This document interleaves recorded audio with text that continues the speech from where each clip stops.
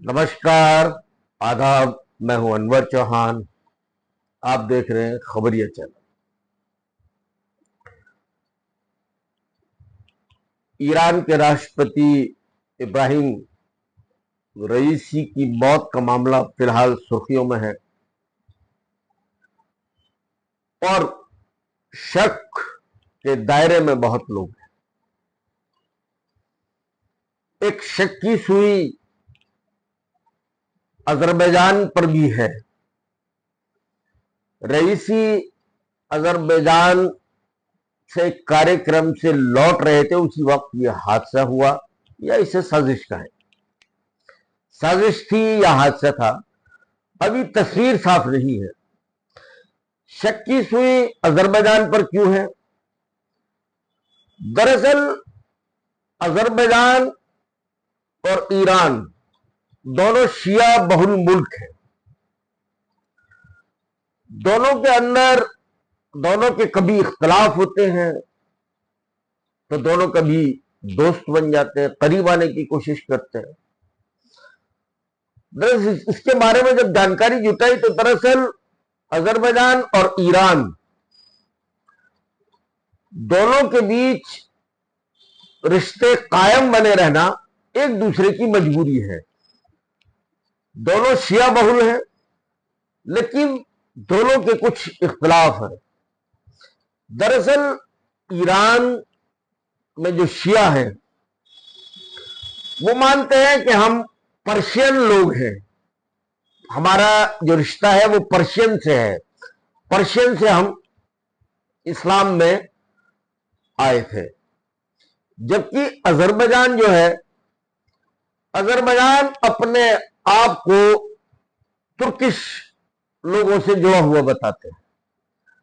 दरअसल जो भाषा तुर्की में बोली जाती है वही अजरबैजान के लोग तुर्की में बोलते हैं। यानी भाषा तुर्किस्तान की तुर्क की और अजरबैजान की, टर्की की और अजरबैजान की भाषा जो है वो एक ही बोली जाती है। और अजरबैजान के जो लोग हैं वो टर्की को अपना बड़ा भाई मानते हैं। तो इसलिए कभी भी, जबकि जो ईरान के सुप्रीम लीडर हैं आयतुल्लाह खमेनी, बेसिकली ये अजरबैजान के ही रहने वाले हैं, लेकिन इसके बावजूद दोनों कभी बेइंतहा करीब नहीं आए। जबकि अजरबैजान और इजराइल की गहरी दोस्ती है, इतनी गहरी दोस्ती है कि इजराइल की जो खुफिया एजेंसी है मोसाद को अजरबैजान में बाकायदा एक ठिकाना दिया है और मोसाद वहां से ऑपरेट करता है।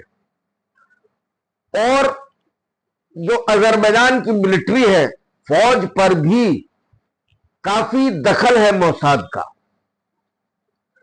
उसकी वजह के पीछे कुछ और वजह हैं।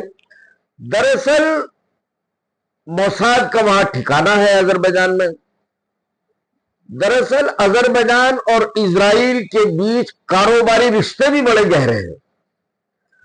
अजरबैजान से जो तेल निर्यात होता है वो इजराइल की कुल खपत का 30% हिस्सा अजरबैजान से जाता है। इसके बदले में इजराइल जो है वो अजरबैजान को हथियार मुहैया कराता है। पिछले दिनों अजरबैजान के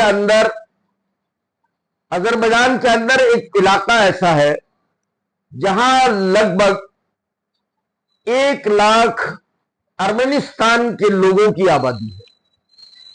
इन अर्मेनिस्तान के लोगों ने विद्रोह कर दिया था। इस विद्रोह को दबाने के लिए, ये बेसिकली ईसाई लोग हैं, अर्मेनिस्तान के जो लोग हैं ये 1 लाख के करीब उनकी आबादी है। और अजरबैजान के एक हिस्से की आबादी है। वहां विद्रोह हुआ।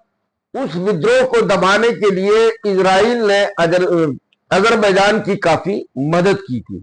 तो यानी एक दूसरे के काफी करीब है अजरबैजान और इजराइल, इसके बावजूद कि वो शिया मुल्क है अजरबैजान, और ईरान भी शिया मुल्क है, और इजराइल जो है वो यहूदी बहुल मुल्क है। यहूदियों और मुसलमानों के बीच हमेशा से 36 का आंकड़ा रहा है। एक और फर्क है, दरअसल ईरान के जो मुसलमान हैं, जो शिया मुस्लिम है, 9 करोड़ की आबादी है ईरान की, उसमें से लगभग 90% शिया है। ये शिया बेसिकली कट्टर है, कट्टर मुस्लिम माने जाते हैं, जबकि अजरबैजान के अंदर जो है जो शिया है उनको इतना कट्टर मुस्लिम नहीं माना जाता, ना वो कट्टर है, थोड़ा लिबरल किस्म के लोग हैं।